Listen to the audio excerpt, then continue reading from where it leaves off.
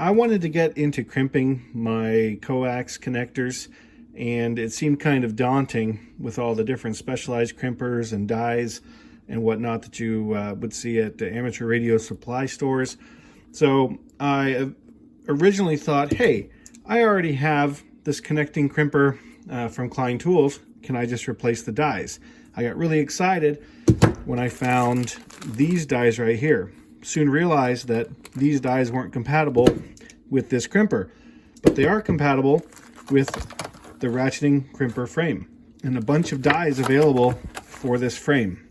So because I'm a frugal ham, not a sad ham, a frugal ham, I decided I would just get a die that would do crimp coax connectors for RG8X. $30, just under $20. Order at Home Depot, order on Amazon, and whatnot. And I've now got a pair of coax crimpers that I can use.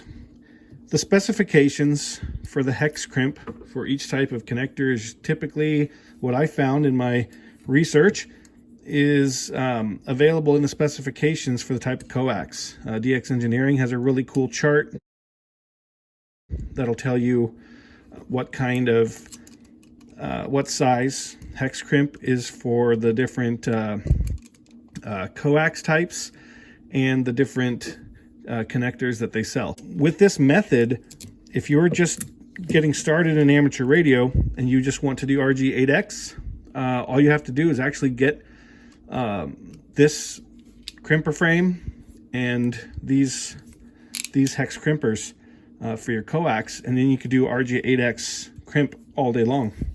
So I'm going to set this up. I'm going to prepare a little bit of coax, and then I'm going to put on some cheap, I'm going to consider these my practice PL259 UHF connectors, because they're you know, cheap financially and probably in construction.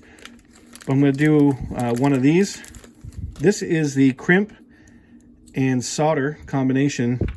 I'm also got a few complete crimp on the way that I'll do in a later video. But for less than $50, I have the crimper and some connectors. So let's go check it out. All right, I prepped my coax. I got my ferrule, my heat shrink. This guy on there. I'll do my first crimp ever right here for you, my loyal fan. It goes in there. 0.255, which is the big hex here. There is a flared end, which would go in the back. So I actually need to crimp this way to try that out for the first time. But I'm going to set that guy up right there for success. And let's get to crimping.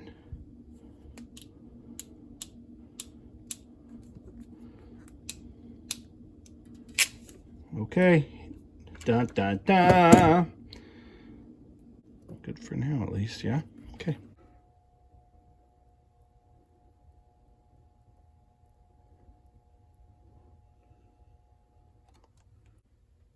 What do y'all think? Roast my solder.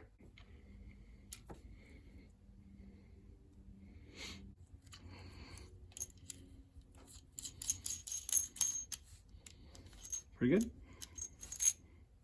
Yeah. Let's do another one. Let's see what she looked like.